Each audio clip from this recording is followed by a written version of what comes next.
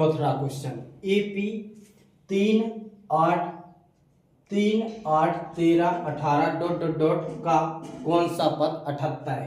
ठीक, क्या करेंगे, ये क्या होता है A1 A2 A3 A4 ...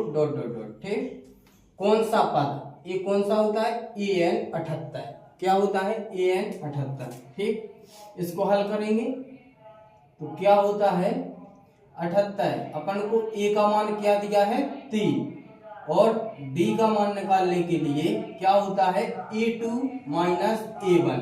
A2 में से माइनस A1 को क्या कर देना है, घटा देना है। A2 का मान 8 माइनस 3, तो डी का मान कितना निकला 5। डी का कितना निकला 5। अब क्या करेंगे एन बराबर कितना दिया है 78। ठीक, एन बराबर 78 दिया है, तो एन का सूत्र क्या होता है ए प्लस एन माइनस 1 और डी बराबर कितना हो गया 78। अब ए का मान कितना है 3, ए का मान 3 रखेंगे, एन का मान पता नहीं है। ठीक, अपन को एन क्या है निकालना है। अब डी का मान कितना है 5 बराबर 78।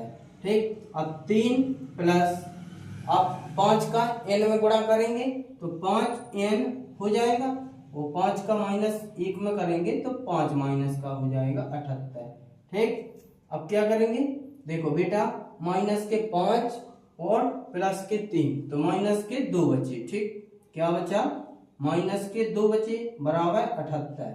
साइड में कर लेते हैं। ठीक, थोड़ा सा अब क्या होते हैं 5n।